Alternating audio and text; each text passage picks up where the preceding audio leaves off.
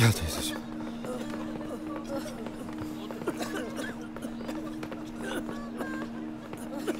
Geç şöyle teyzeciğim. İyi misin? Kandırdılar bizi. Avrupa'ya götüreceğiz dediler. Ölüme attılar. Kardeşim nerede? Tamam amca. Benim de oğlum kayıp. Hüsnü'yü ara Cahit. Tamam abi. Kardeşim. Kardeşim. Kardeşim.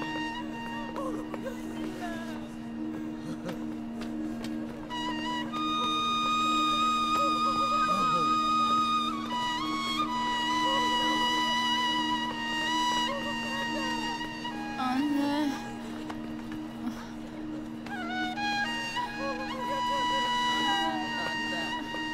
Anan gelecek yavrum, korkma. Korkma yavrum, gelecek anan. Korkma kızım. Korkma, gel bana. Buyurun. Gel kızım. Ben bakayım.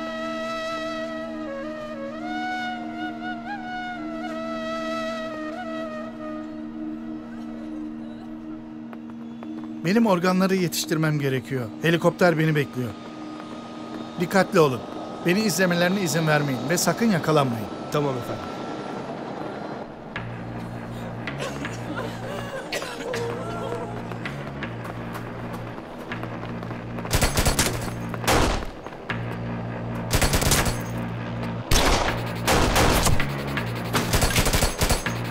Dur! Ne yapıyorsun? Öldürtecek misin kendini? Ölsem ne fark eder? Kimsem kalmadı artık benim. Sakın çıkma buradan.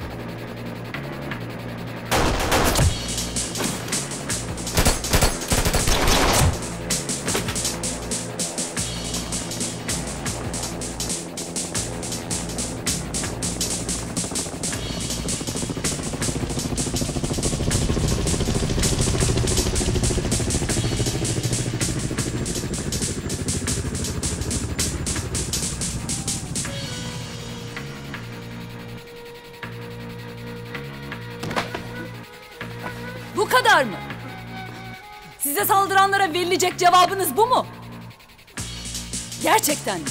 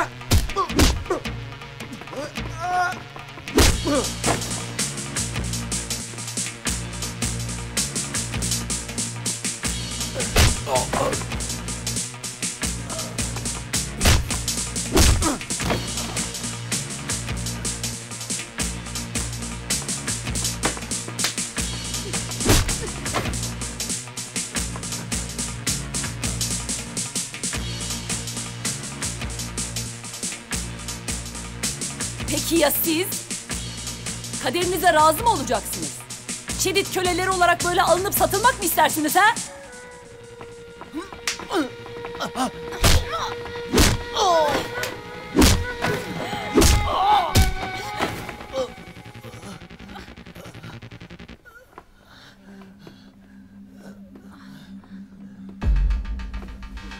İşte sizler tam da bu haldesiniz.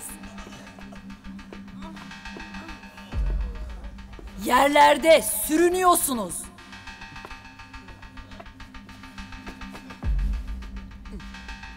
Şu anda bütün dünya için haberlerde geçen bir sayıdan ibaretsiniz.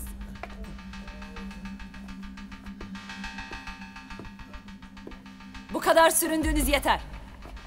Şimdi ayağa kalkma zamanı. Hadi.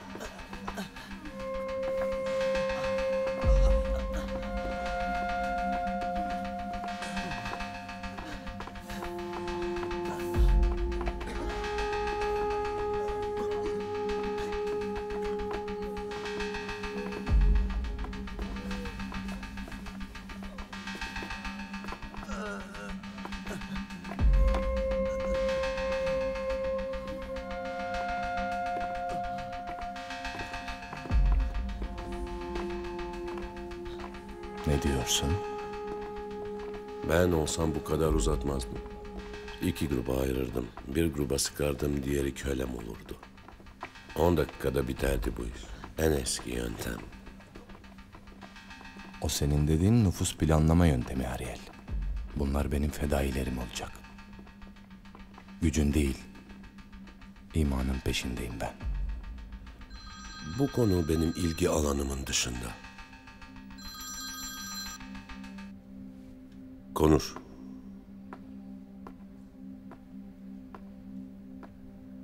Adın ne senin delikanlı? Kerim, Neler oldu anlat bakalım. Faruk hepimizi kandırdı. Kim bu Faruk? Bizi buraya getiren adam.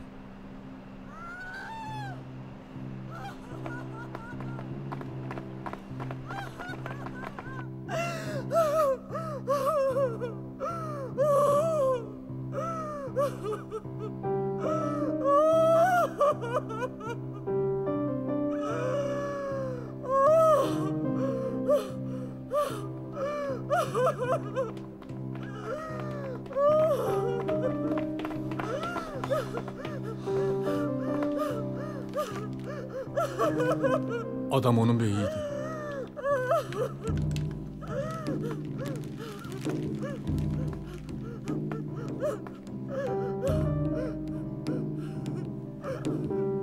Tamam bacım. Gel hadi.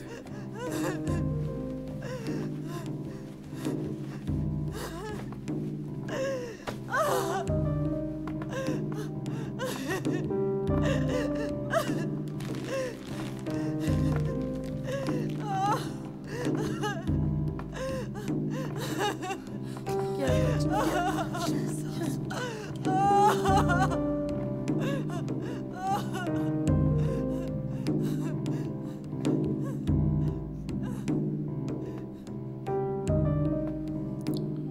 Bu insan tacirlerini bulmamız lazım Cahit.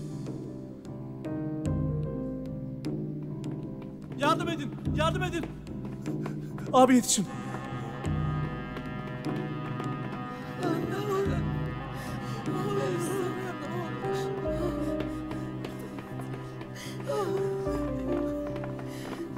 Bir bakın hele.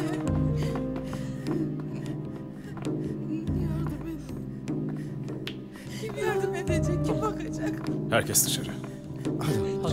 Hadi. Herkes dışarı. Ne olur kurtarın, ne olur. Yaşıyor. Biz gelince bırakıp kaçmışlar. Kapat şu kapıyı. Bismillah.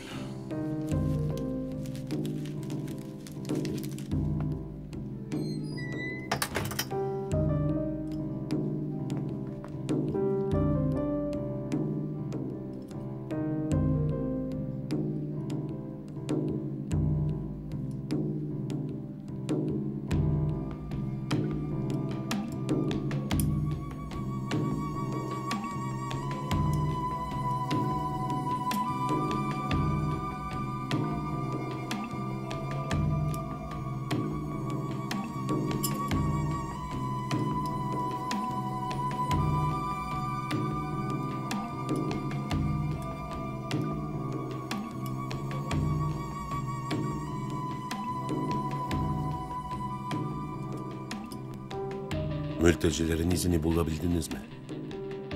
Hayır, bizimkileri yoklayan olmamış. Operasyonu kim yapmış olabilir? Baskın klinikte olduğuna göre bizden iz sürmüş olamazlar. Ellerinde bizi gören mülteciler var. Ben bize ulaşabilecekleri yolları tıkadım ama yine de çok dikkatli olmanızı tavsiye ederim. Biz gayet dikkatliyiz. Çarkımız hiçbir engele takılmadan dönüyor. Baskın sizin sisteminizin zaafı.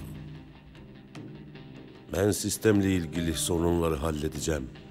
Siz çarkı döndürmeye devam edin. Elbette. Ele geçirilen mültecilerin bağlantıda olduğu diğer ekip imha edilecek.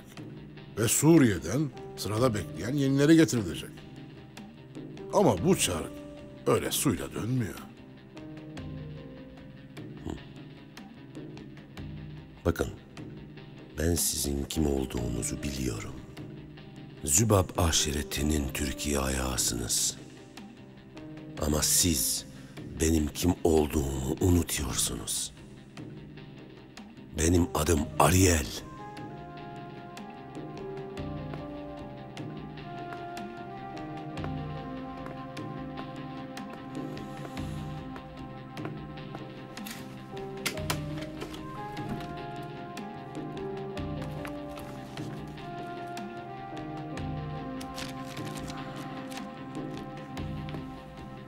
Ben kimseye borçlu kalmam. Sizinle çalışmayı bu yüzden seviyorum.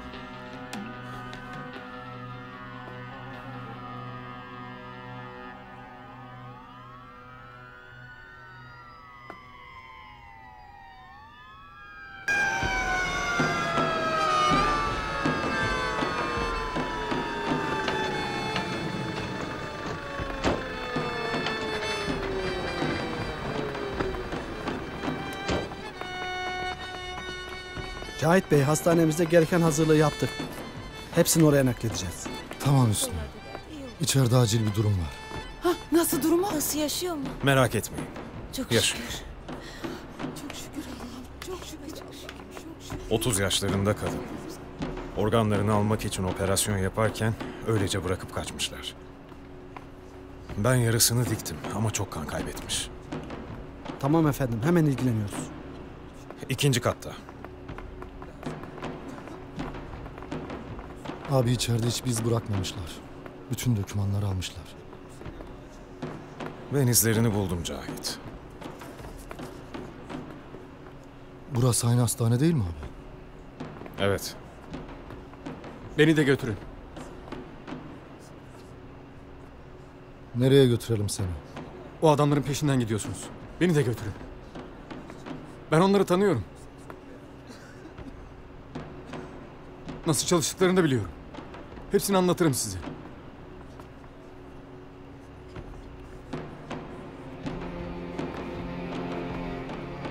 Gel bakalım.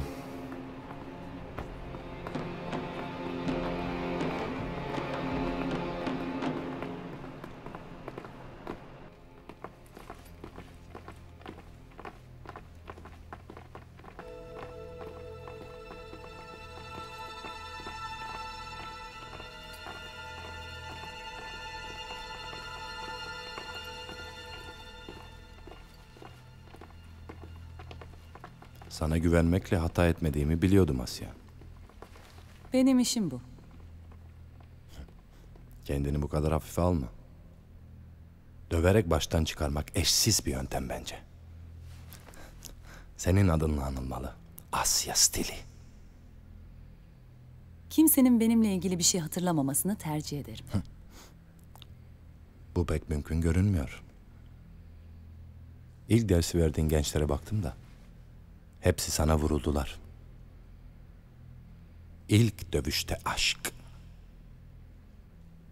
Ama kusura bakma, buna izin veremem. Sana değil, bana itaat etmeliler.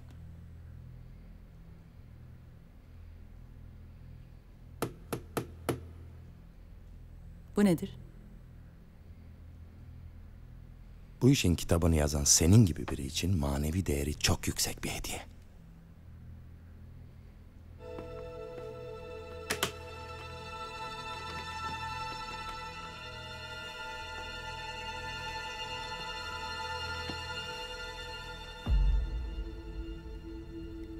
Savaş sanatı. 2500 yıllık bir eser bu. Artık senin. Yeniden beraber çalışmaktan duyduğum memnuniyetin bir sembolü olarak kabul et lütfen. Ha bir de senden ne istediğimi anlatmanın en kısa yolu bu kitap. Anladım. Peki benim senden istediklerim ne olacak? Sırası geldikçe hepsini yapacağız Asya'cığım. Bazı şeyler fazla bekleyemez. Para. Para bu gece sen okula ulaşmadan hesabında olacak. İyi olur.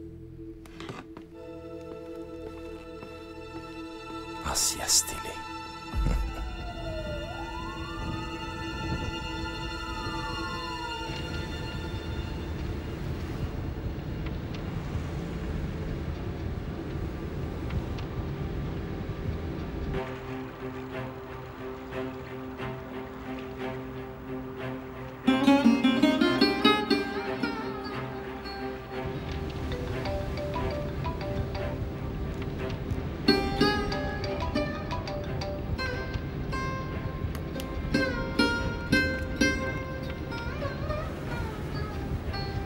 Efendim abicim. Abi müsait misin? Söyle, dinliyorum. Azra ile konuştun mu diye soracaktım. Ne oldu ki? Geri döndüğünü haber vermemişsin ona. Ben söyledim. Sonra da bir türlü ulaşamadım. Biz konuştuk abicim. O defter benim için kapandı. Neden abi? Nasıl olur? Evden uzak olduğum zamanlar sizi izlediğim gibi onu da izliyordum uzaktan. Azra'yı bir başkasıyla gördüm. Abi mümkün değil. Nasıl inanırsın böyle bir şeye? Ben göreceğimi gördüm. Biz konuştuk, hallettik. Sen kafana takma artık bu meseleyi. İyi de nasıl olur, aklım almıyor ki. Böyle bir sevda nasıl biter abi? Ben de öyle diyordum ama bitiyormuş demek ki. Kendini de beni de üzme artık. Tamam. Sen bilirsin. İyi dinlen. Yarına hazır ol. Yarın büyük gün.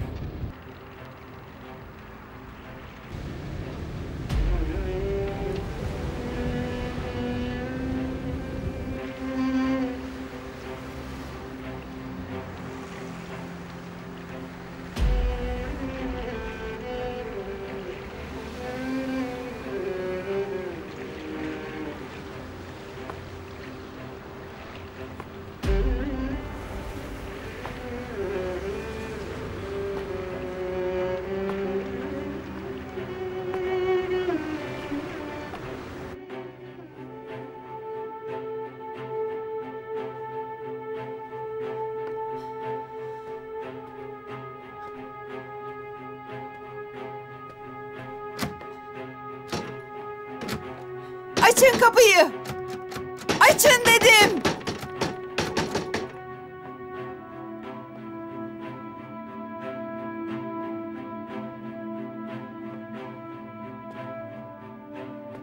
Siz kimsiniz? Neden tutuyorsunuz beni burada?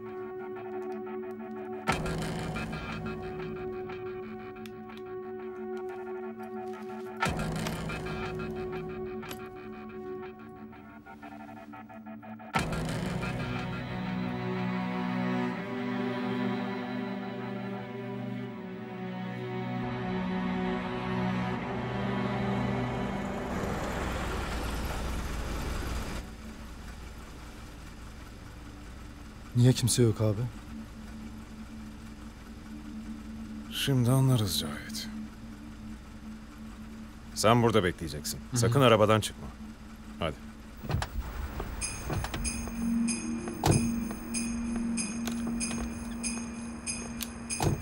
Sen arka taraftan dolan. Tamam abi.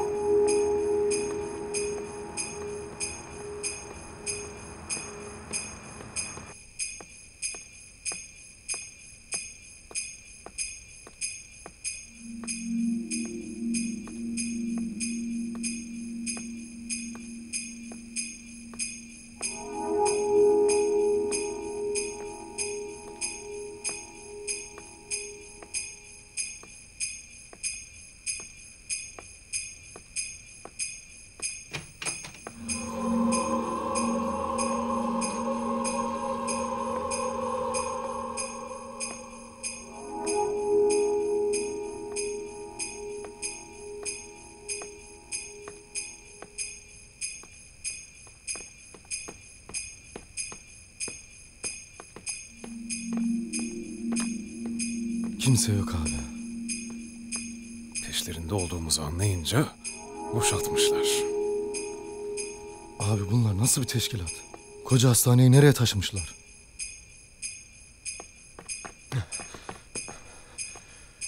Yine mi kaçmışlar? Asla bulamayacağız onları. Ben sana arabada kal demedim mi?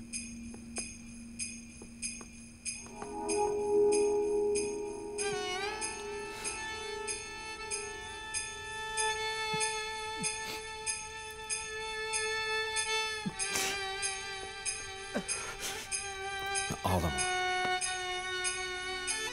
Bizi kandırdılar. Her şeyimizi aldılar. Ben ne umutlarla çıkmıştım bu yola. Ama kaçtılar işte. Bulamayacağız onları. Ağlamakla bulunmaz Kerim. Ağlamakla bulunmaz. Şimdi iyi düşün. Onları bulmak için sana ihtiyacımız var. Hatırlayacağın en küçük şey bile çok önemli. Ben denize ilk açıldığımızda fotoğraf çekmiştim.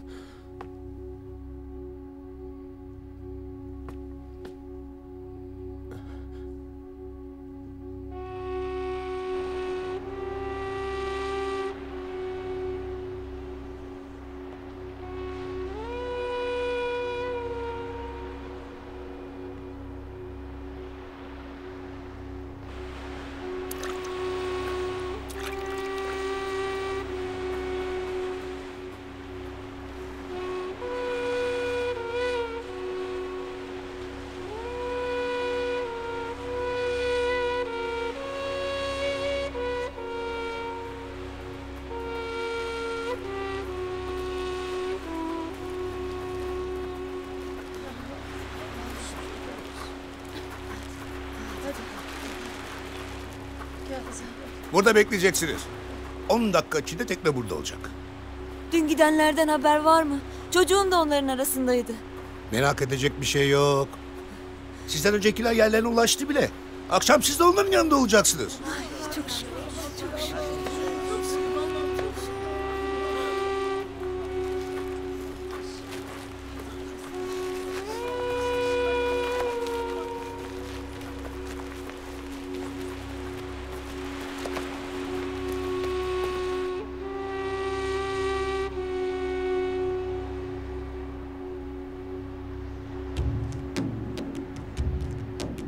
Senin elebaşı dediğin Suriyeli Faruk bu adam mı?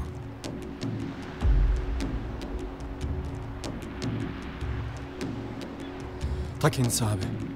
Gidip alalım şunu. O her şeyi biliyordur. Çevrede silahlı adamlar var. Sahildekilerin hayatını tehlikeye atamayız. Önce onları kurtaralım. Öteki bizden kaçamaz.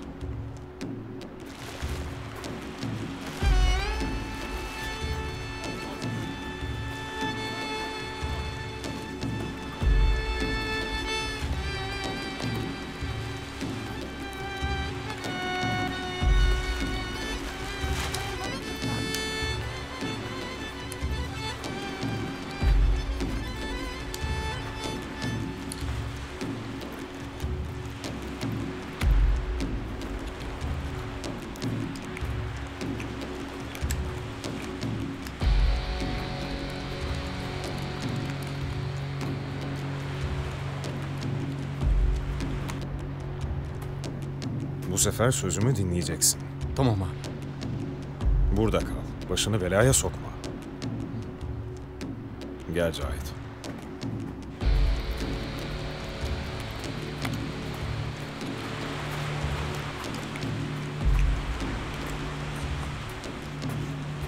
Her şey tamam mı?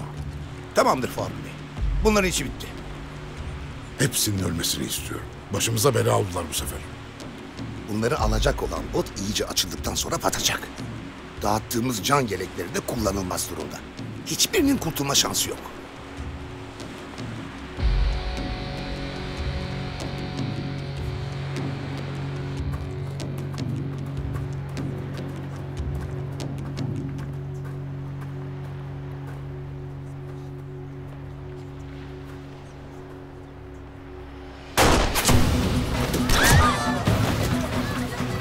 Hepsini öldürün. Hemen gidelim buradan.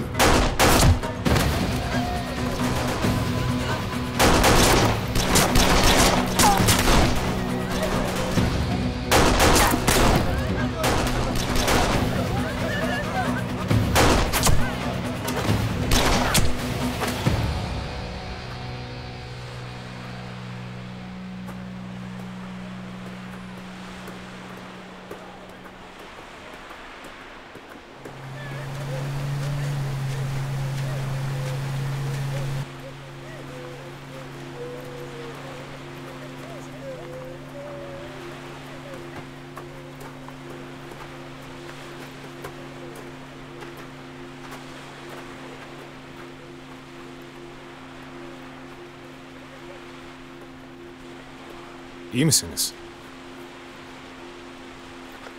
Nereden çıktınız siz?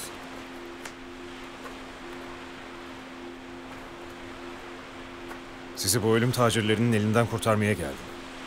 O adamlar bizi Almanya'ya kaçıracaktı. Akrabalarımızın hepsi orada. Kimsenin bir yere gittiği yok. Hepinizi kandırdılar. Denize açılsanız hiçbiriniz geri dönemeyecekti.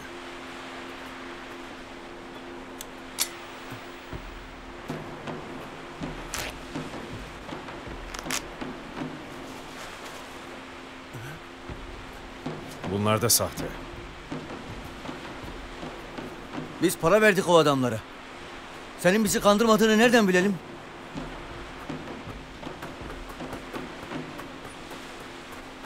Sizi kandırmıyor. Doğruyu söylüyor.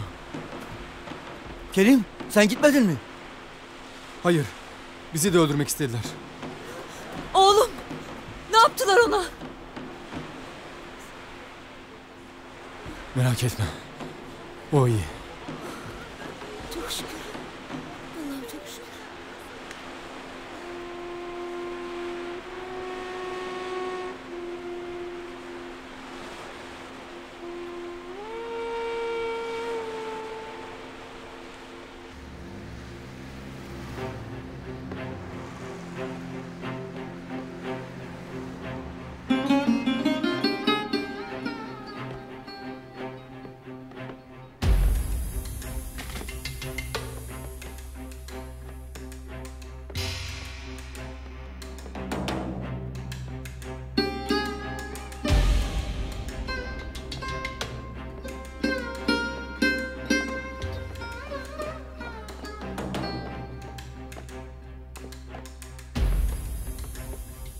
Hoş geldiniz.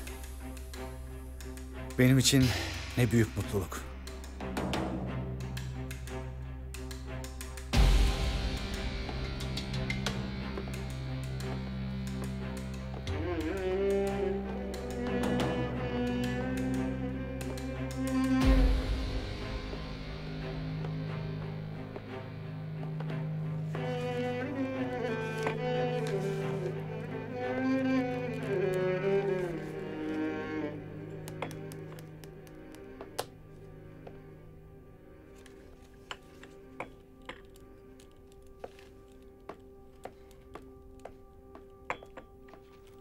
Yusuf, senin de bildiğin gibi Kenan otomotiv konusunda çok önemli çalışmalar yürütüyor. Kenan Bey'in bu sektördeki yatırımlar için çıkardığı yol haritası bizi kısa zamanda önemli bir pozisyona getirebilir. Kenan'ın başında olacağı bir ekip kuruyoruz. Kendi seçtiği çalışma arkadaşlarıyla uzun vadeli bir yola çıkacak. Aslında bugün gündeme getirmek istediğim başka bir konu var. Seni dinliyoruz. Son dönemde Avrupalı otomobil devlerinin yaşadıkları krizleri hepimiz biliyoruz. Ben bunların teknik hatalardan kaynaklı sorunlar değil, aksine bir planın parçası olduklarını düşünüyorum.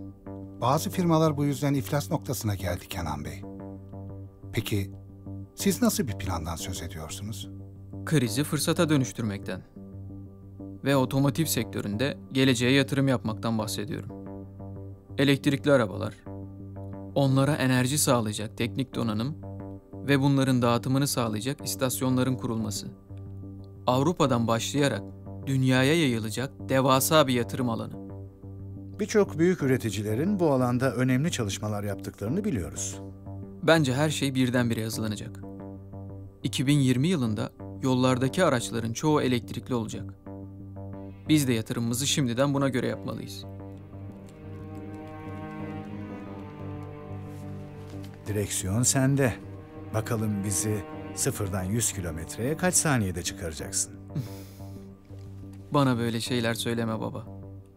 Araba kullanmayı o kadar özledim ki her şey tahmininden de hızlı olabilir. Ben de kemerimi takar, arkama yaslanırım. Sana güveniyorum oğlum. Yusuf, senin için erken olduğunu düşünebilirsin. Sen kendini ne zaman hazır hissedersen, gel istediğin yerden çalışmaya başla. Çalışmak bana da iyi gelecektir. Nasıl istersen. Hangi alana yönelmek istiyorsun peki? Yeni nesil enerji kaynakları ve yeraltı zenginlikleri. İngiltere'de kaldığım süre boyunca bu konu hakkında araştırmalarım oldu. Konunun uzmanı hocalarım tarafından öğrendiklerim beni açıkçası heveslendirdi. Bu konularda seninle pek konuşma fırsatımız olmadı. Doğrusu neler düşündüğünü merak ediyorum. Dünyada hala petrol için savaşların yaşandığı bir gerçek. Ama ben de Kenan gibi bunun başka bir planın parçası olduğunu düşünüyorum. Eski usul enerjinin devri kapanıyor. Dünya devleri yeni nesil enerji kaynaklarına yatırım yaparken biz bundan uzak kalamayız. Pekala. Çalışmalarını nerede yoğunlaştırmayı düşünüyorsun? Elbette öncelikle Türkiye'de. Ama Orta Doğu ve Afrika yeni nesil enerji kaynakları bakımından çok önemli.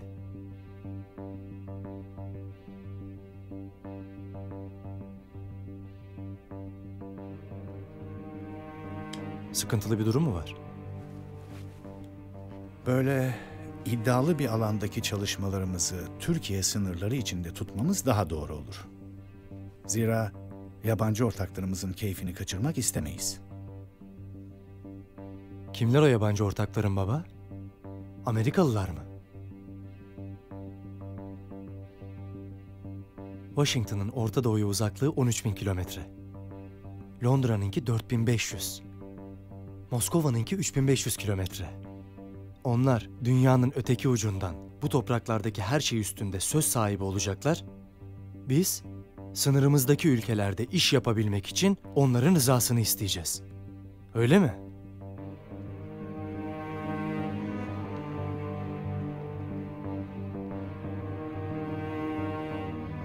Bence öyle değil.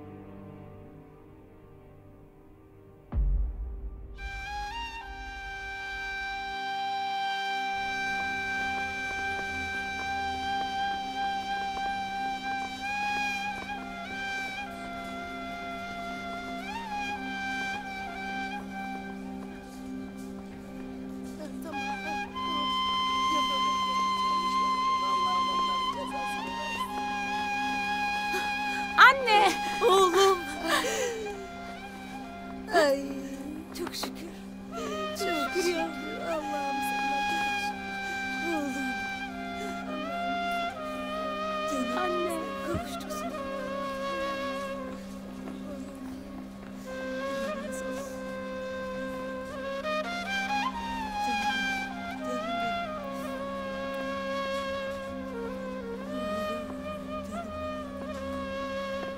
Hastanemizde ağırladığımız Suriyeli kardeşlerimizin genel durumları oldukça iyi efendim.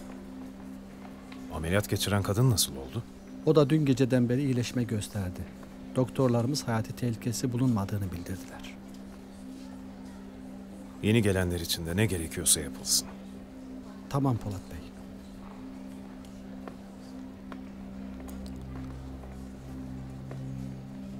Sen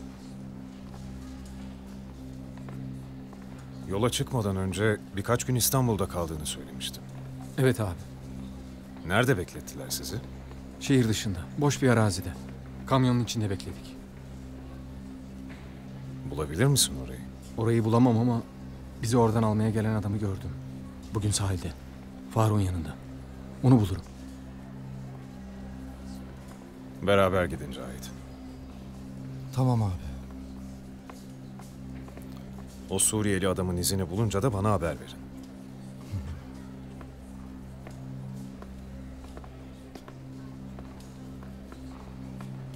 Bak kardeşim, beraber bir yere gideceksek benim sözümden asla çıkmayacaksın. Tamam abi. Gel deyince geleceksin, git deyince gideceksin. Tamam abi. Şimdi gel bakalım.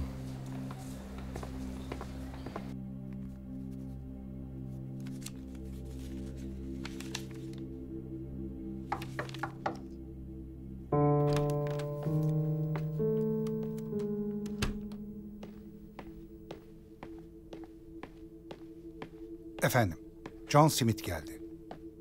Tamam. Al içeri.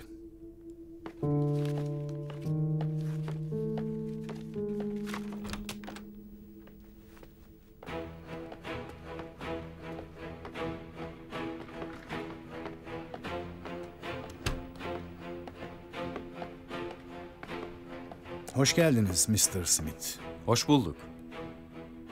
Buyurun.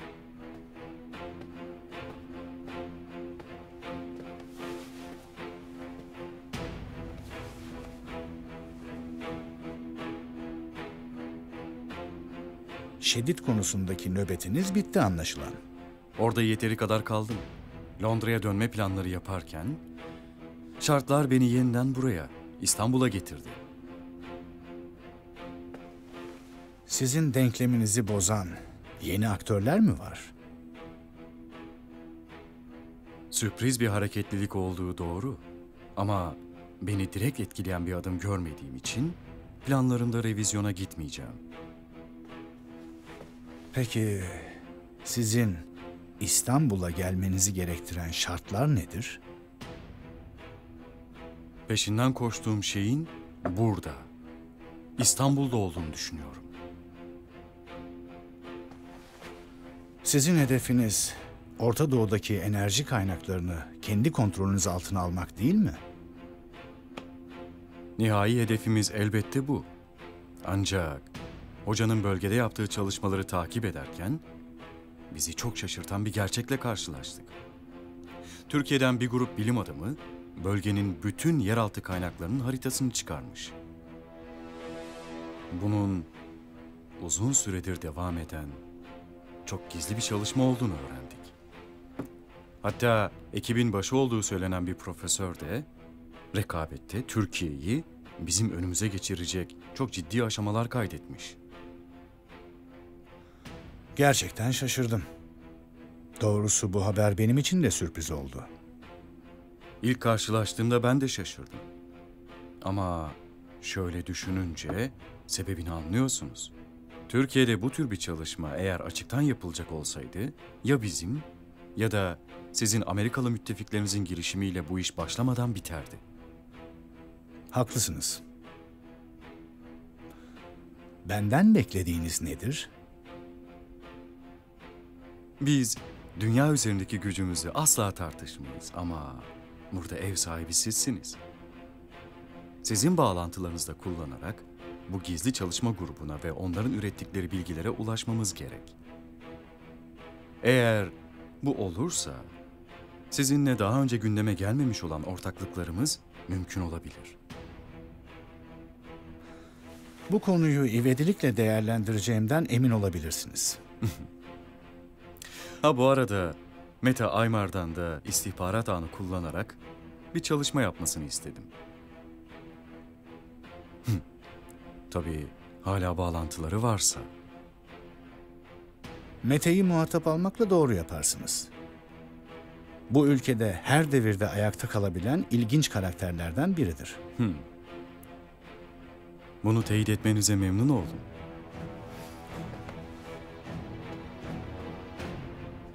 Bu arada duydum ki oğlunuz geri dönmüş. Sizin adınıza çok sevindim. Teşekkür ederim.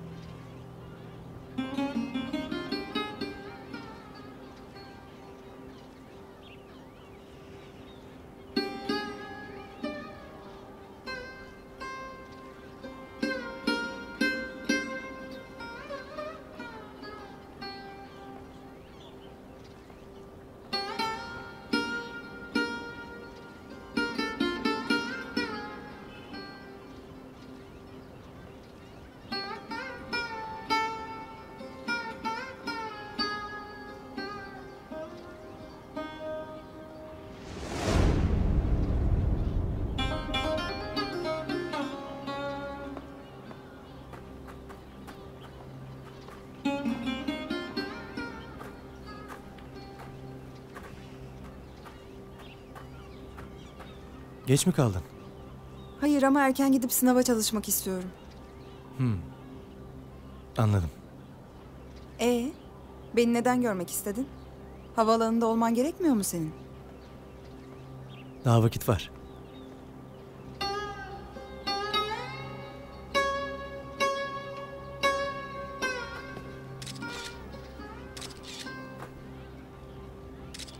Eyvah! Ne oldu? Fotoğrafımızı çektiler. Bırak çeksinler.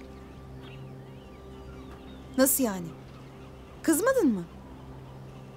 Adama kafa atmayacak mısın? Çocuktuk o zamanlar. Ha, Kenan da öyle diyor. Şimdi abi olmuşsun. Adam gidiyor bak. Gerçekten bir şey yapmayacak mısın?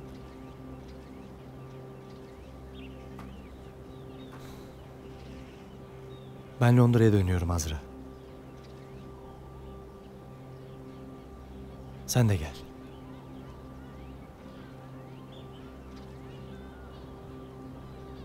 Çok isterdim. Ama daha çok istediğim bir şey var.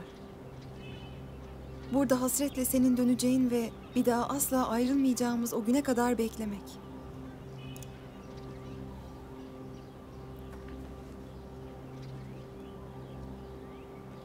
Beni bekleyecek misin? Evet. Geleceğin güne kadar bekleyeceğim.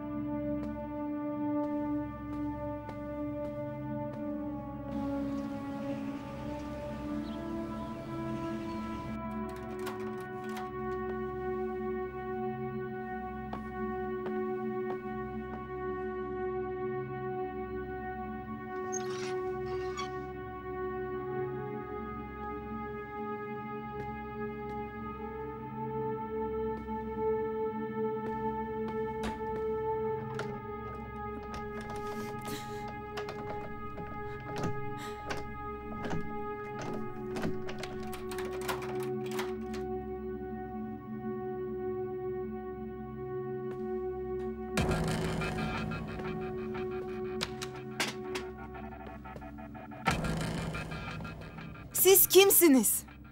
Beni neden burada tutuyorsunuz?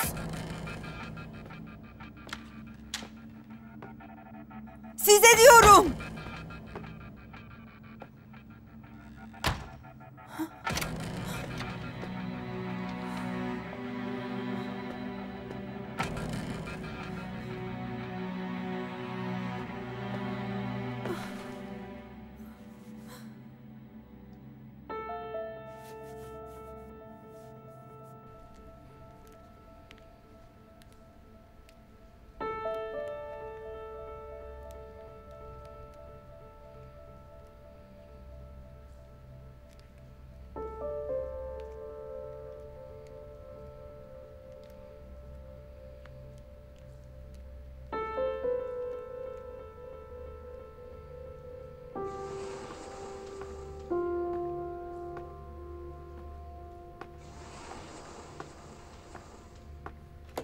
Süha baba. Merhaba Erhan oğlum. Nasılsın? Sağ ol Süha baba. Ben... Ölmüşüm de cenazemi kaldırmamışlar gibi. Gel. Otur Erhan. Otur.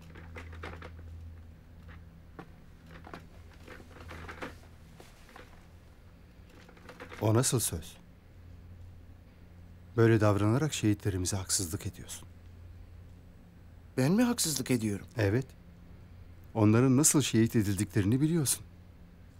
Kendilerine emanet edilenleri korumak için bedenlerini siper ettiler.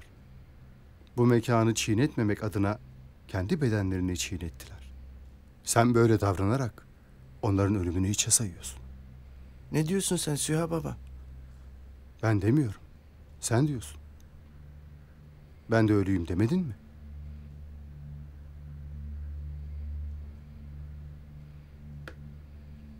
Şehitlerimizin verdiği can bizim de canımıza katılmadıkça yazık olur evladım.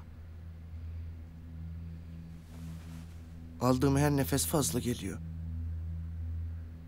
Akif için nefes al sen de. Timur için, Zülfikar Ağa için, bütün kaybettiğin yiğitler için. Sen kafanı böyle şeylerle meşgul edersen, Polat Bey'in sana verdiği işleri nasıl halledeceksin? Halledemedim zaten. Bir hard disk verdi açın diye. Öylece duruyor. Açamadık. İçinde ne var bakamadık.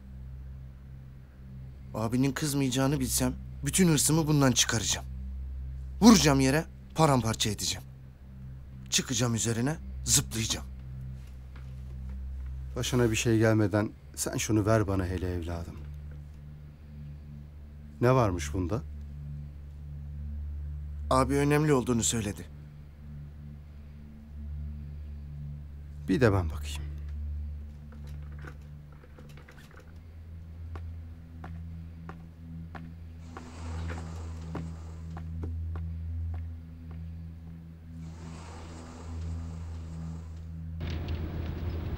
Altay Bey merhaba. Ben Yusuf. Irak'ta tanışmıştık. Teşekkür ederim. Bugün müsaitseniz sizinle görüşmek istediğim bir konu var. Tabii. Nerede buluşalım? Tamam. Görüşürüz. Profesörlerle çalışmalara başladık. Harita tamamlandığında bölgede atacağımız adımları netleştireceğiz ve tesis kurma aşamasına geçeceğiz. Bu konuda senin yardımına ihtiyacımız var. Projenin aşamalarını netleştirdiğinizde yeniden bir değerlendirme yapalım hocam. Ancak mülteciler konusunu çok öncelikli görüyorum. Verdiğin adreslerle ilgili inceleme ve araştırmalar sürüyor. Ama henüz bir netice elde edilemedi. Çok profesyonelce çalıştıklarını düşünüyorum. Mültecileri bu kanlı tuzaktan korumak için her türlü şey yapılacaktır. Her gün meselenin yeni bir yüzüyle karşılaşıyoruz. Bu trajedinin dünya uluslarına yansıması ne yazık ki bizdekinden farklı. Yakın bir tarihte göçmen nüfusu Avrupa'da baskın olacak. Timsah gözyaşlarıyla göçmen akınından duydukları bu korkuyu gizliyorlar.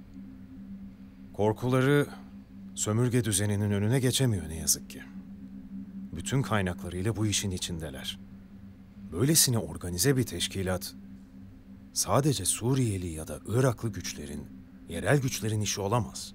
Elbette. Hepsi aynı düzenin parçası. Modern savaşlar kan emiciler için en kanlı ve en karlı pazardır. Parçala, böl, yönet, işin hikaye kısmı.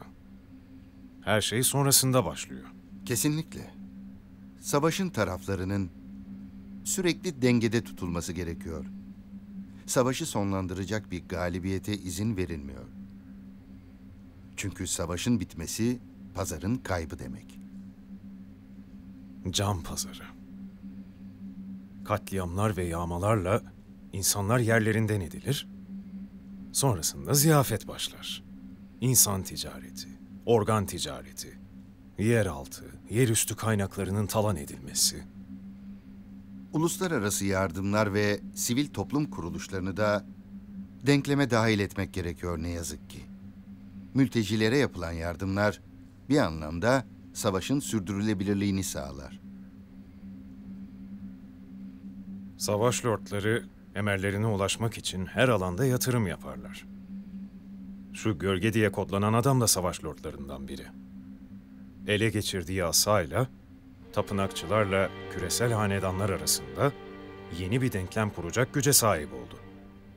Gölgenin bugüne kadarki hamleleri bu tespitini doğruluyor. Böyle olunca da yolunuzun kesişmesi kaçınılmaz. Yolumuzun kesişmesi için can atıyorum.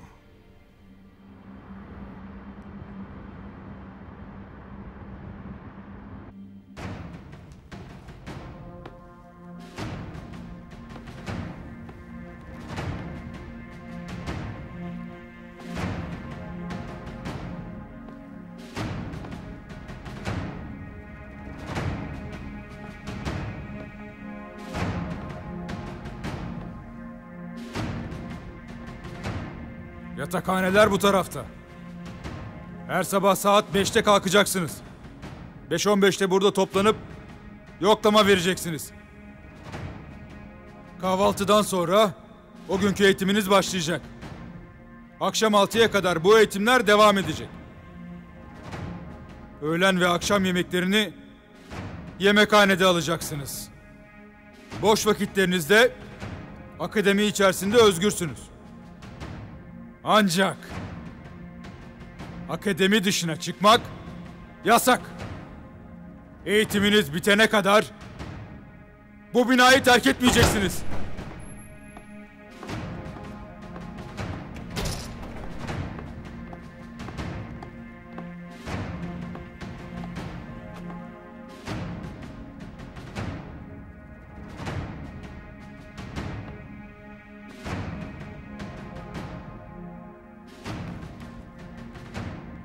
Yatakhanelerinize yerleşmek için yarım saatiniz var. 45 dakika sonra ilk ders başlıyor. Kimse geç kalmaya cüret etmesin.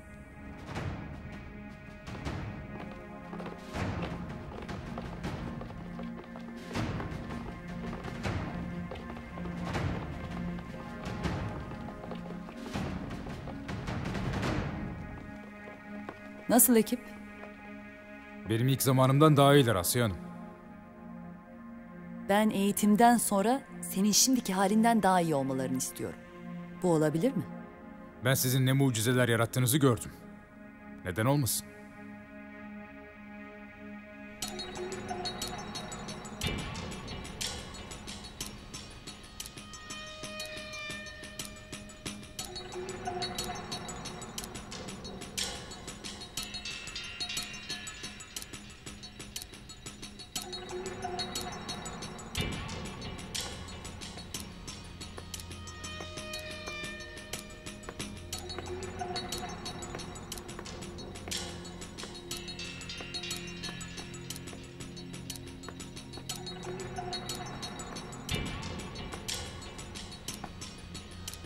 Ne oldu Faruk?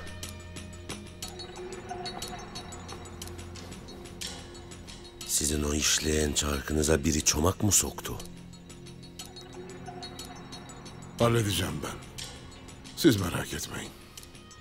Halletsen iyi olur. Aksi halde bana ekstra iş çıkarırsın. Senin bizimle çalıştığın ortaya çıkarsa yalnız seni öldürmek yetmez. Bütün aşiretini tarihten silmek gerekir. Bu da para, zaman ve iş gücü kaybı demek. Ama aşiretin bizim için değerli. O yüzden sana şans veriyorum. Bir yanlışın daha olursa o değerli aşiretinle mültecilerin kaderini paylaşırsın. Bir daha yanlış olmayacak.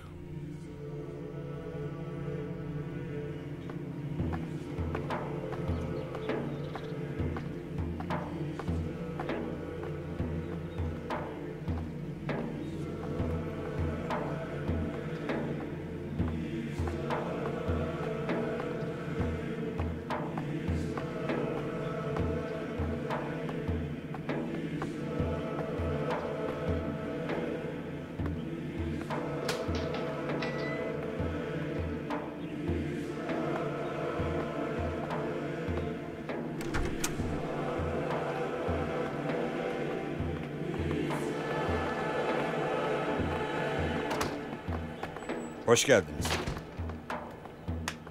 Hoş bulduk. Yürüyerek mi geldiniz? İsteseydin aldırtırdım seni. Ben yürümek istedim. Kıyafetine çamur bulaşmış. Zararı yok. Bu topraklardan gelecek her şeyi kabul edebilirim. O zaman kan bulaşmadığına şükredelim.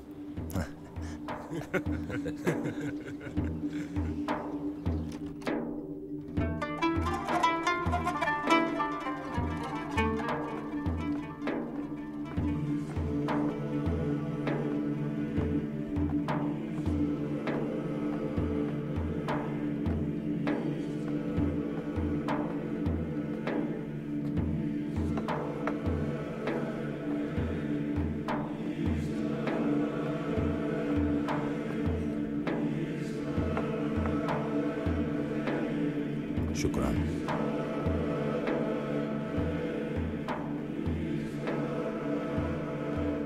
Lütfen buyurun. En sevdiğim tatlıdır.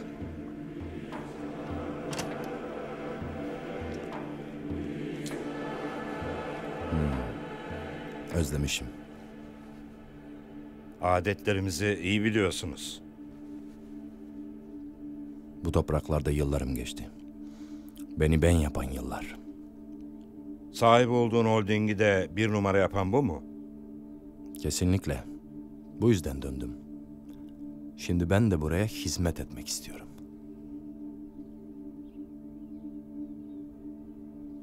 Lütfen buyurun.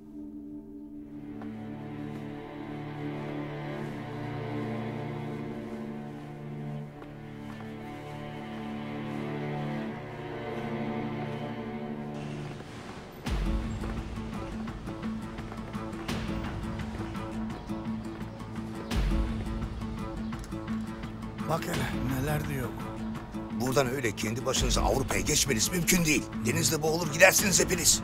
Arkadaşlarınıza söyleyin. Adam başı 2000 euro verirseniz hepinizi Yunanistan'a götüreceğim. Olur. Olur. İşte adam orada.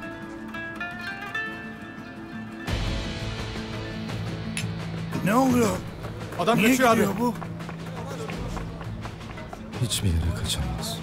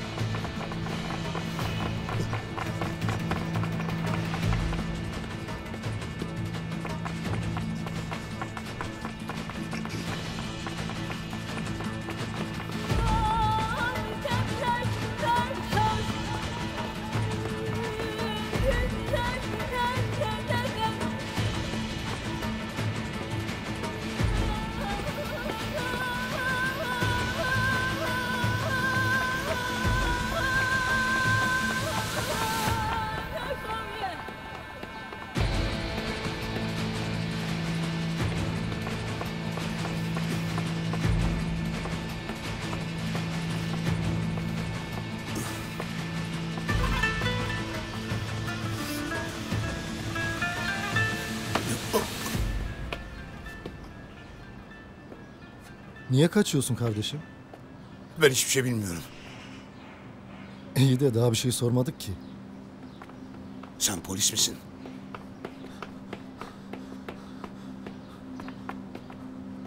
Bak kardeşim, polis olsam şimdi bileğine kelepçeyi takıp götürmüştüm seni. Bir dur da adam gibi konuşalım. Ne istiyorsunuz benden? Almanya'ya gitmek istiyorum. Uçağa bin git. Ben ne yapayım sana? Bizi Faruk Bey'le görüştür. Onu nereden tanıyorsunuz? Benim bütün ailemi Avrupa'ya o götürdü. En son ben kaldım. 4 arkadaşım daha var. Almanya için adam başı 3000 euro veririz. Paramız hazır. Sen ne istiyorsun? Bunları İstanbul'a ben getirdim. Daha gerisi de var.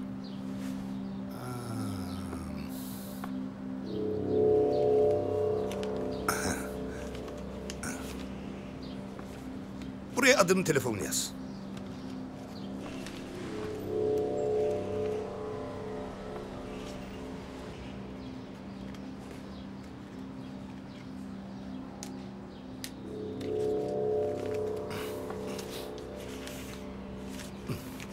Hadi eyvallah. Bizim işimiz acele. Faruk Bey neredeyse haber ver, biz yanına gidelim. O işler öyle olmuyor. Ben doğrudan ona ulaşamam. Nerede olduğunu da bilmiyorum. Aracılarla haber göndereceğim. İsterse sizi ararım. Ararsan benim göndereceğim her adamdan sen de payını alırsın.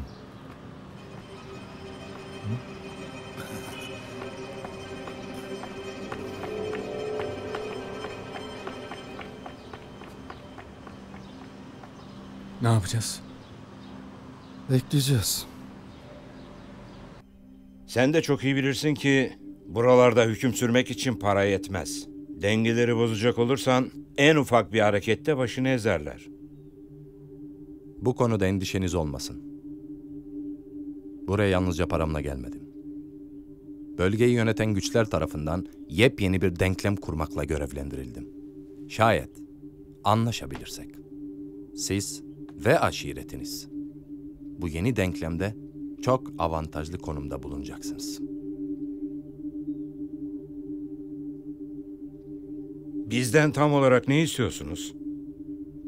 Topraklarınızı benim için yönetmenizi. Daha açık ol. Neyin peşindesin? Cennetin.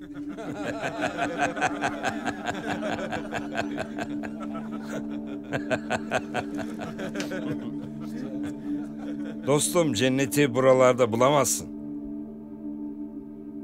Dostum, ben cenneti aramıyorum. Onu bizzat ben kuracağım.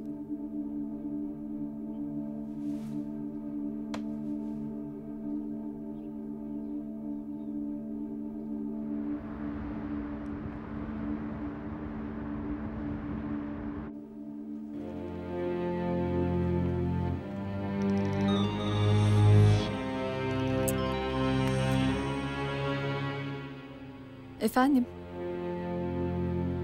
Tamam.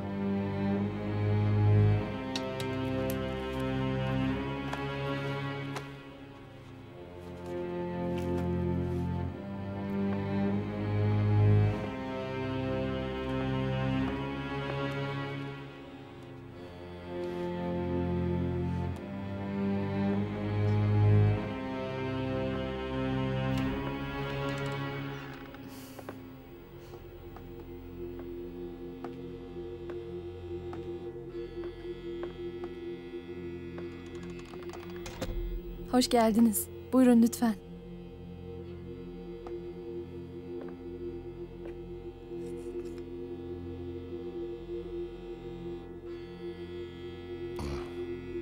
Bunu sen mi buldun?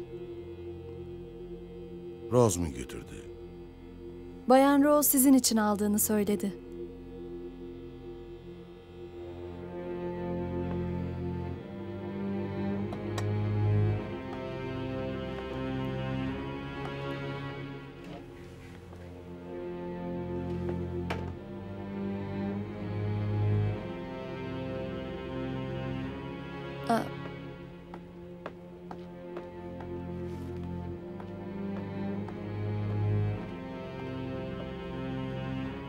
Size vermemi istediği dosya bu efendim.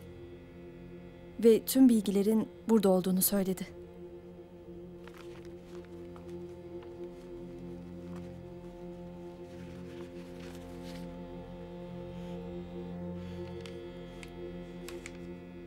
Ayrıca sizin için başka bir haber bıraktı. Gölge hakkında mı? Evet, Zübap aşiretiyle bir görüşme yapmak üzere Irak'a geldi. Doğru tercih yapmış.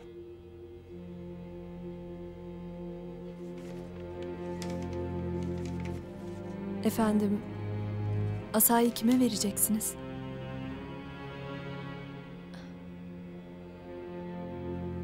Gerçek sahibine.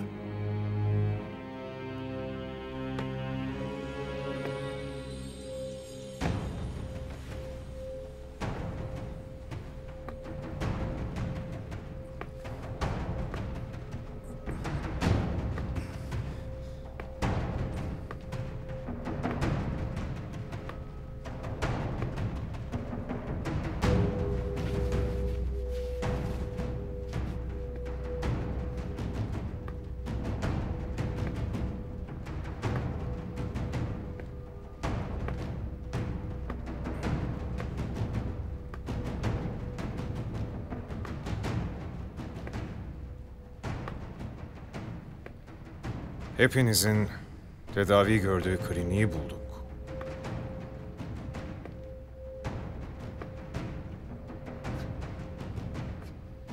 Siz de bu kirli tezgahın içinde misiniz? Ha? Ne anlattığını bilmiyorum. Yolun sonuna geldiniz. Onu anlatıyorum.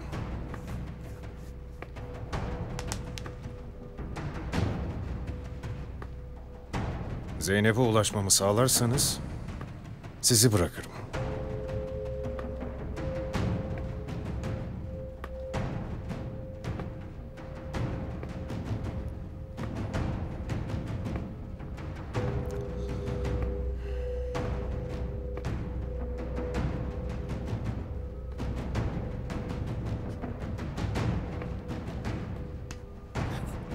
Zeynep'le bağlantınız olduğunu biliyorum.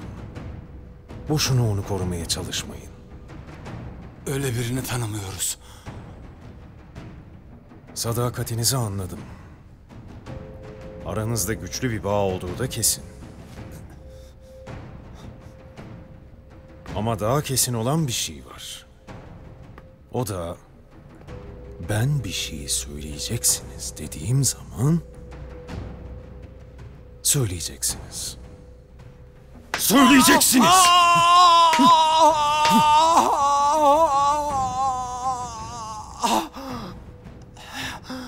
Dediklerinden hiçbir şey anlamıyorum. Bir şey bilsem söylerim ama Zeynep diye birini tanımıyorum.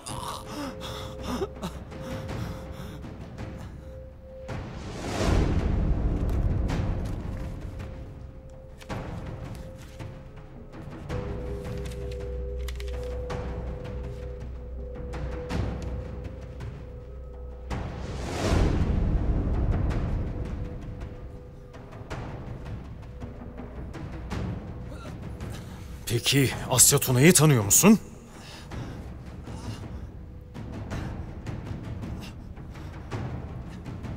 Ben hiçbir şey bilmiyorum.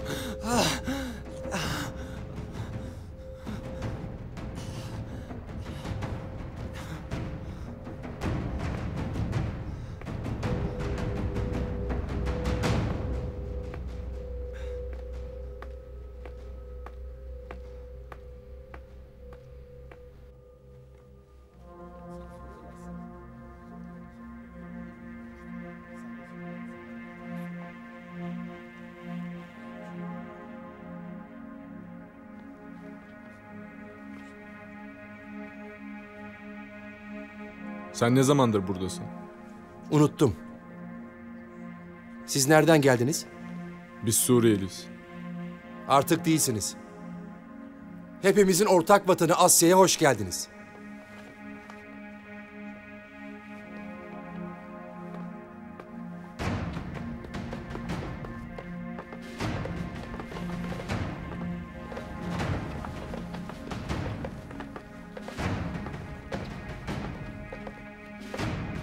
Asya'nın emrindeyiz. Asya'nın emrindeyiz. Asya'nın emrindeyiz.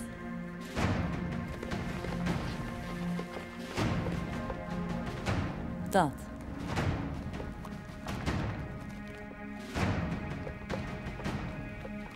Hepiniz farklı coğrafyalardan, farklı milletlerden geldiniz. Hepinizin kaderleri farklıydı. Şimdi burada yan yana oturmuş beni dinliyorsunuz. Çünkü bunu ben istedim. Bundan sonra kaderinizi ben yazacağım.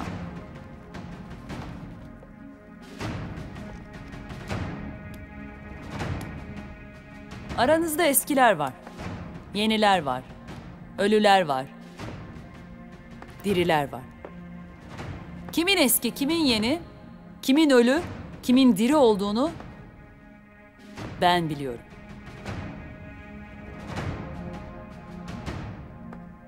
Ben yeniden gelinceye kadar hepsinin eti senin, kemiği benim.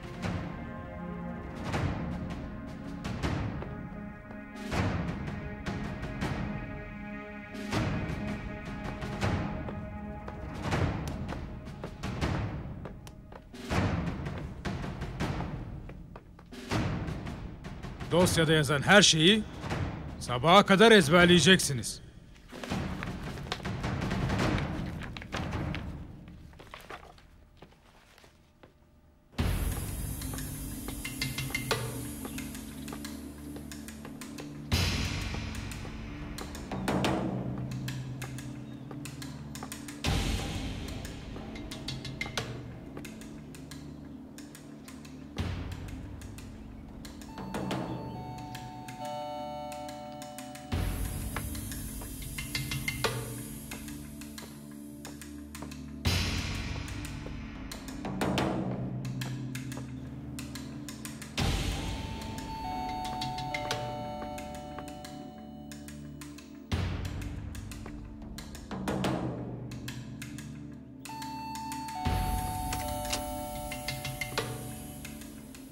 Gel içeri Yusuf.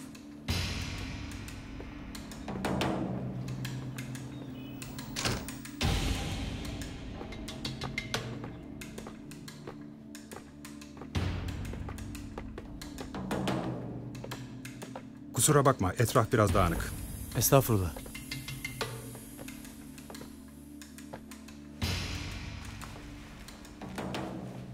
Öktem Hoca nasıl oldu? Öktem Hoca hastanede. Maalesef komada. Üzüldüm. Onun gibi önemli bilim adamları çok sık yetişmiyor. Daha önceden tanışıyor muydunuz? Şahsen değil. Ancak başarılı çalışmalarından haberdardım. Neden Şedid tarafından kaçırıldığına dair bir fikriniz var mı?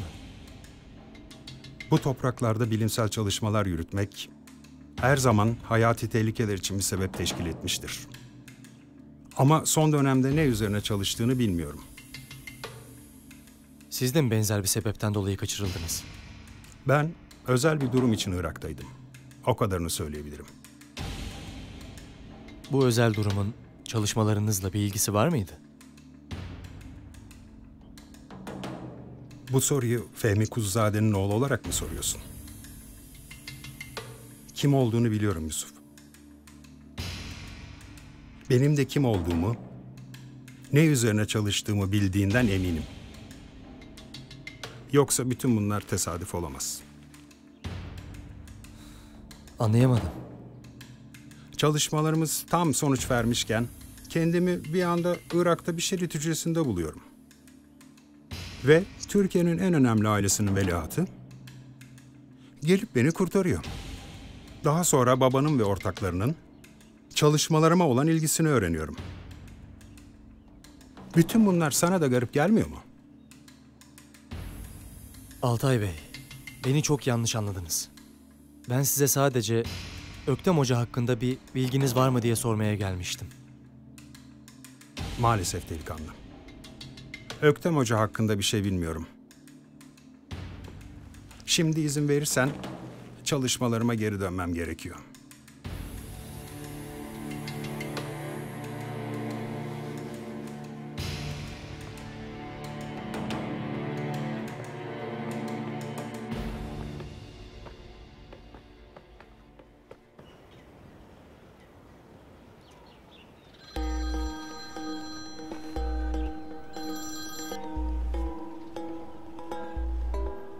Şu anda Altay'ın ofisinin önündeyiz.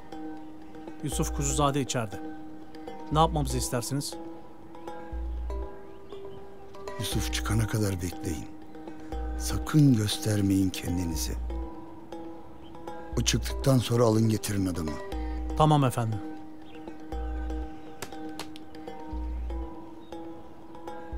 Neye elimi atsam karşıma Yusuf çıkıyor.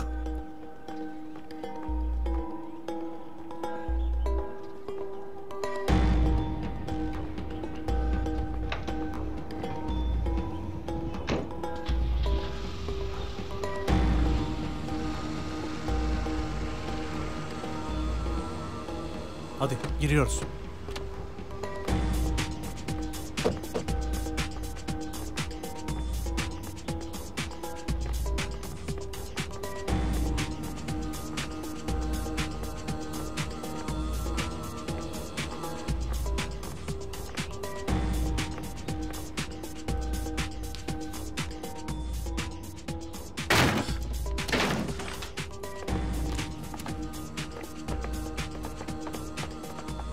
Kimsiniz? Ne istiyorsunuz? Konuşma. Seni götürmeye geldik. Bizimle geliyorsun. Yürü. Yürü dedim sana. Kıpırdama, vururum adamı.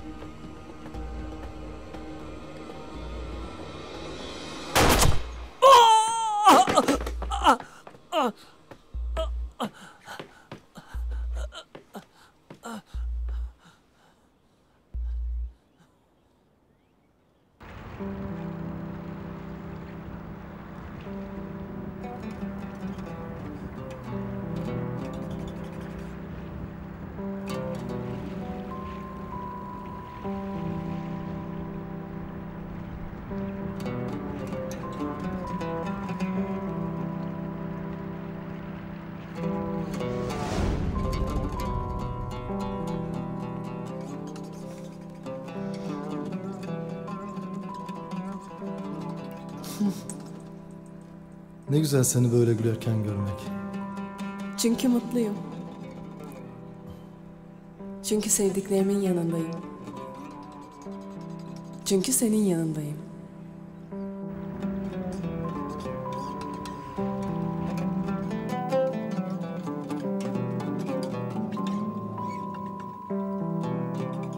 Sakın merak etme. Elif'e ve kendine iyi bak. Tamam. Sen de kendine dikkat et.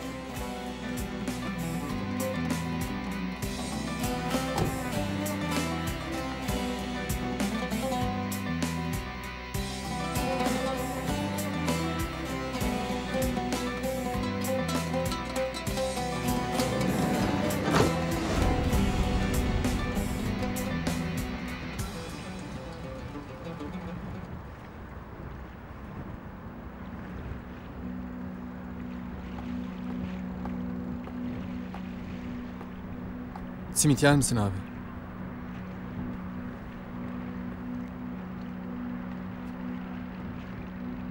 Ben sana sormadım tabii aç mısın diye. Önemli değil abi. Sen daha ne yapacaksın benim için? Afiyet olsun. Şu Faruk denen şerefsizi bir yakalayalım. Söz, o zaman sana bir ziyafet çekeceğim.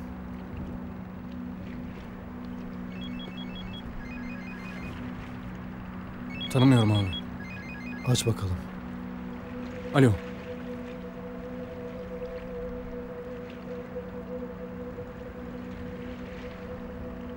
Nereye geleceğim?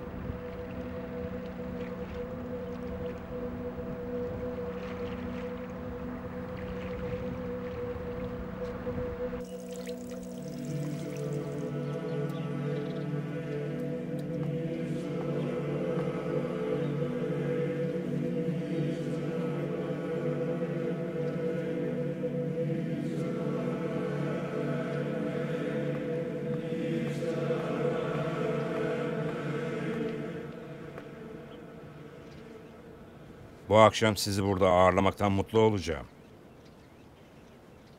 Akşam senin için hazırladığım hediye gelince gerçekten mutlu olacaksın.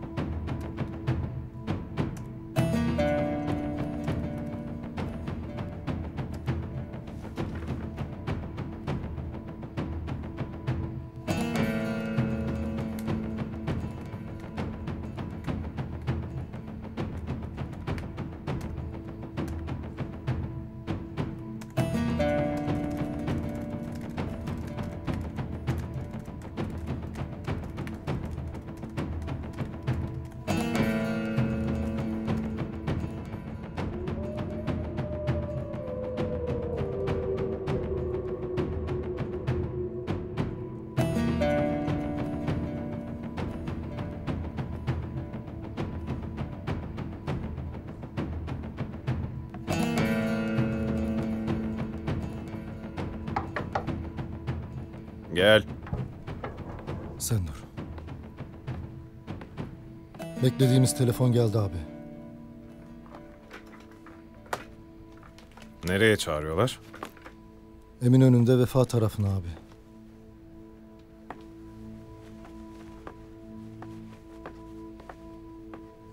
Abi yalnız Kerim'i de yanımıza almamız gerekecek. Neden? Abi Faruk'la buluşma orada olmayacakmış. Kerim'i yoldan alıp sonra o Suriyeli adamın yanına götüreceklermiş.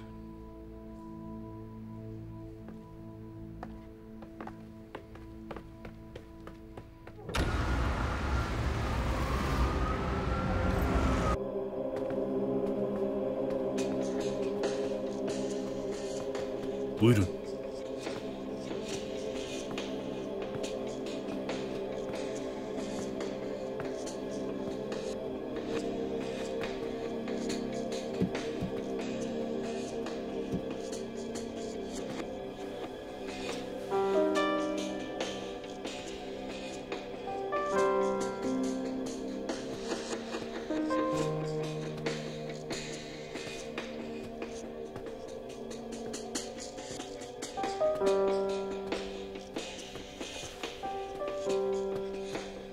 Saygılarımı kabul edin.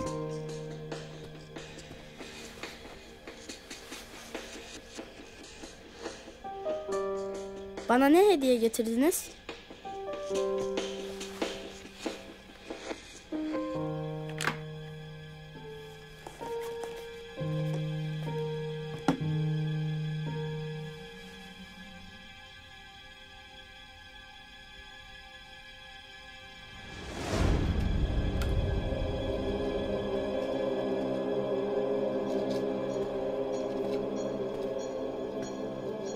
Sana bununla oynamanın tehlikeli olduğunu söylemiştim.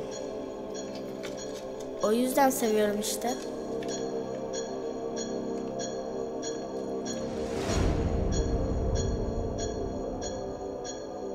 Bir gün benim olacağını biliyordum.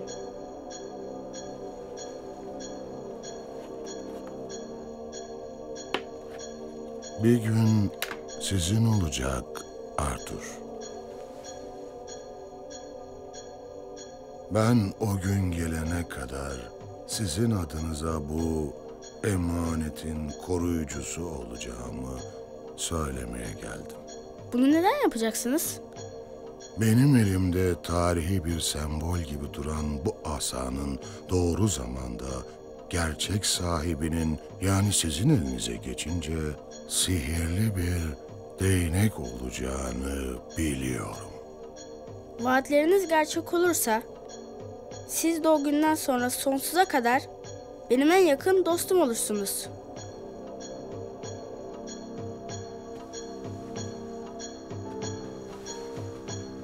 Kardeşiniz Martin'in ölümüne çok üzülmüştüm. Ancak sevgili Karun, sizin yerinizde o olsaydı farklı hareket ederdi. Size katılıyorum Arthur. Bence de Martin farklı hareket ederdi. Konuşacak çok şeyimiz var. Bir süre misafirim olun. Bundan büyük zevk duyarım. Ancak İstanbul'da yapılacak bir toplantı için hazırlanmam gerekecek. Artık burası sizin eviniz Karun. Rahatınıza bakın.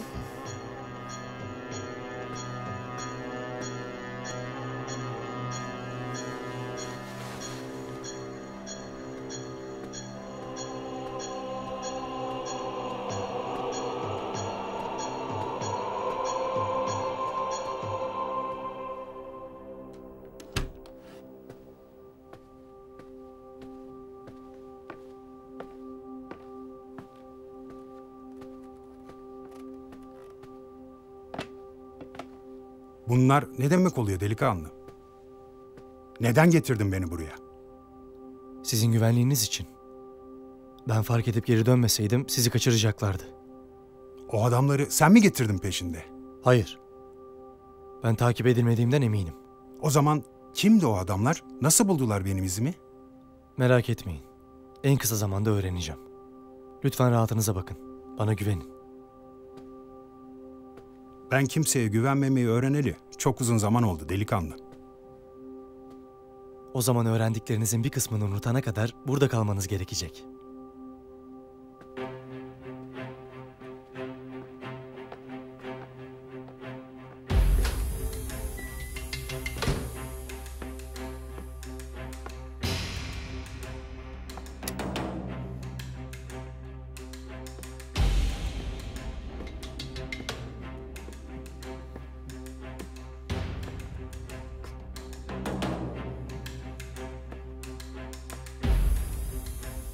Bakalım hanginiz acıya daha dayanıklı.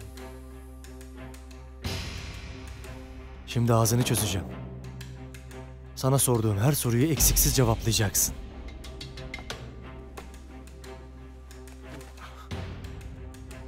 Kim gönderdi sizi?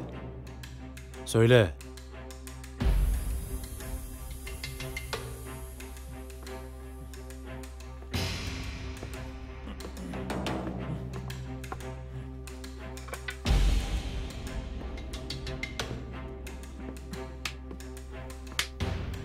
Konuş.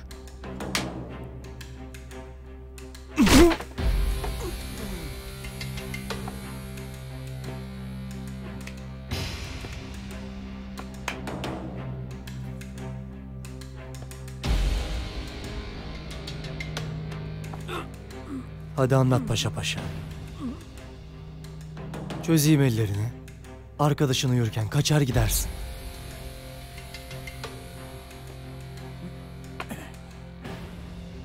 Konuş lan. Konuş lan. Kimin adamısınız siz? Konuş lan.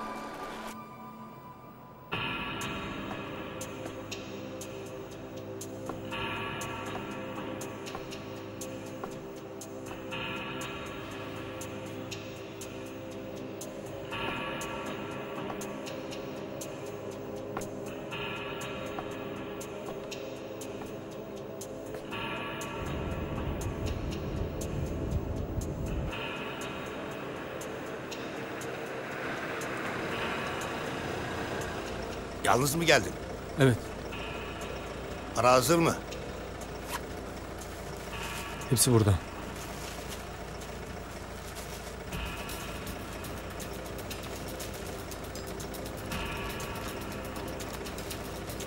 Atla.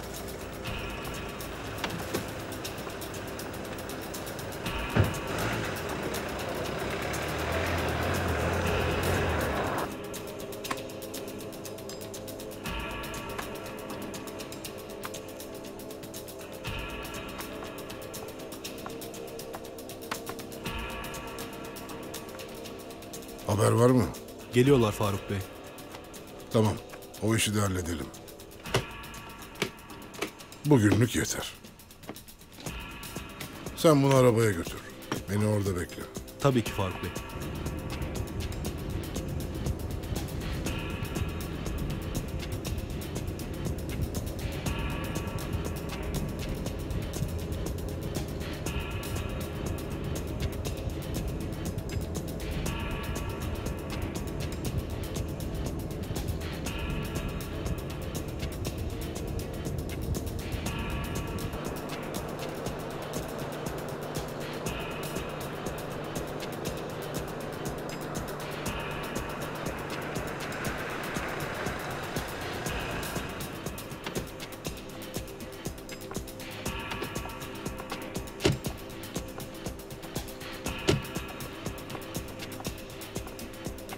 İn aşağı.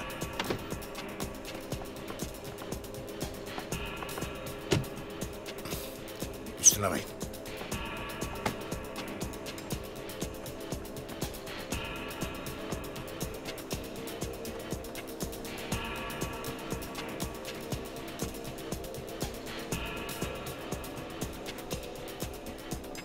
Ne yapacaktın bunlarla? 5 gündür sokaklardayım. Hayatta kalmak kolay mı? Dışarı çıkarken geri alırsın.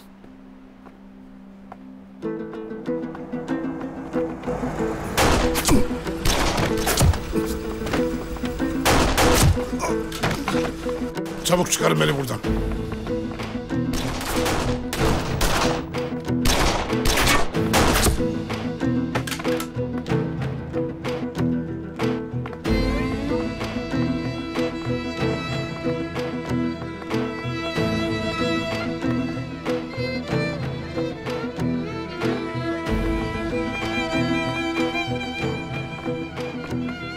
Abi.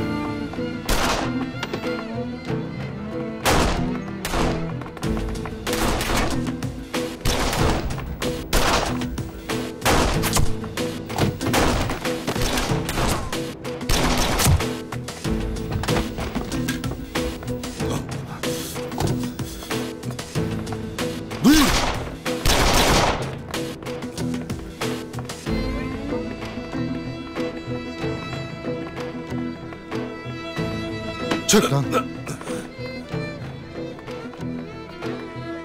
Vurmayın, ateş etmeyin. Ne isterseniz veririm. Beni öldürmeyin. Kes lan. Kimin için yapıyorsun bu işi? Bunun için. Benim tek derdim para. Alın, hepsi sizin olsun. Yaşamana izin vermem için bana işime yarayacak bir şey söyle. Yeter ki yaşamama izin verin. Bildiğim her şeyi anlatırım. Ne biliyorsun? Mültecilerin Suriye'den Türkiye'ye nasıl girdiklerini ve buradan hangi yollarla... Başka? Avrupa'dan seçilen sabıkalıları Şedid'e gönderen şebekeyi biliyorum. İş yaptım onlarla. Başka? Zeynep diye biriyle de iş yaptın mı? Hayır. Asya Tuna? Hayır. İyi düşün. Yemin ederim bilmiyorum. Konuş lan. Organ kaçakçılığını kiminle yapıyorsun? Ariel diye bir ortağım var. Hem İstanbul'da, hem Şam'da, hem Bağdat'ta. Bir sürü, her tarafta bağlantıları var. Birlikte çalıştığı adamla beraber Türkiye'ye yeni geldiler.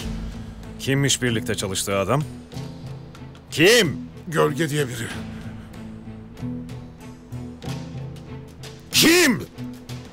Onun kim olduğunu bilmiyorum. Ama ona nasıl ulaşacağınızı biliyorum. Şu anda Irak'ta. Benim akrabalarımla görüşüyor.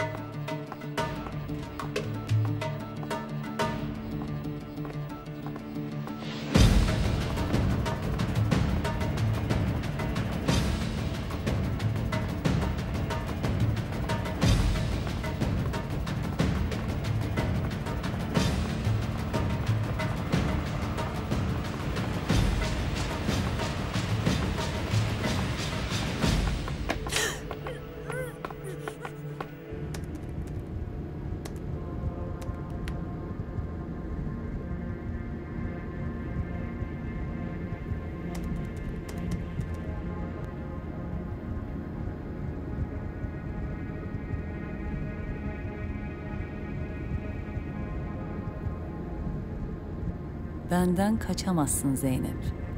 İster Avrupa'ya git, ister Asya'ya. Polat Alemdar.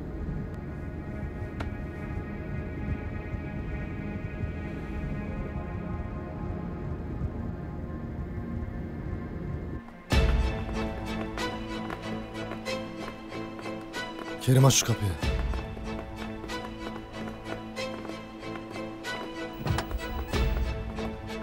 Gir içeri.